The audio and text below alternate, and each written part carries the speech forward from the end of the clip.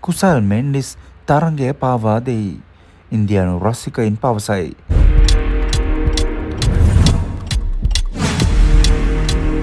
Mumbai Indians කණ්ඩායම සහ Gujarat Titans කණ්ඩායම අතර ඊයේ පැවැත් වූ එලිමිනේටර් තරගයට ගුජරාට් ටයිටන්ස් කණ්ඩායමේ ජොස් බට්ලර් වෙනුවට කුසල් මෙන්ඩිස්ට IPL වරම් ලැබී තිබුණා. කෙසේ වෙතත් කඩලු රකින්නා ලෙස කුසල් මෙන්ඩිස්ට ඊයේ තරගය නම් එතරම් සුබදායි තරගයක් වුණේ නැහැ. තුන්වන පන්දුවාරයේදීම රෝහිත් ශර්මා විසින් ලබා දුන් පහසු උඩ පන්දුවක් කුසල් මෙන්ඩිස් අතින් ගිලිහි ගියා.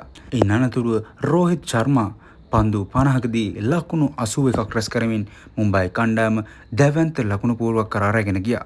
ඒ වගේම තමයි කුසල් මෙන්ඩිස් විසින් 11 වෙනි පන්දුවාරයේ 4 වෙනි පන්දුවේදී සූර්ය කුමාර් යාදව් විසින් ලබා දුන් තවත් උඩ පන්දුවක් අත්හරිනු ලැබුවා.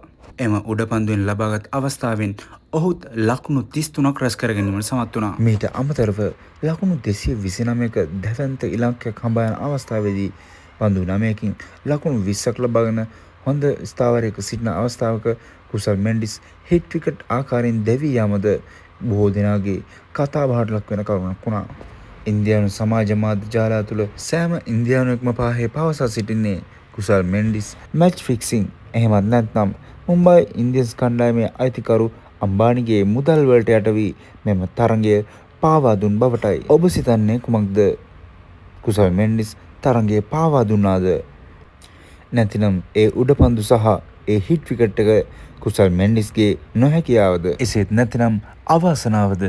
ඔබේ අදහසුත් පහලින් කමෙන්ට් කරගෙන යන්න. මෙවැනි ක්‍රීඩා තොරතුරු දැනගැනීමට තාමත් අපි සබ්ස්ක්‍රයිබ් කරලා නැත්නම් දැන්ම අපි සබ්ස්ක්‍රයිබ් කරලා අපිත් එක්ක ඉන්න.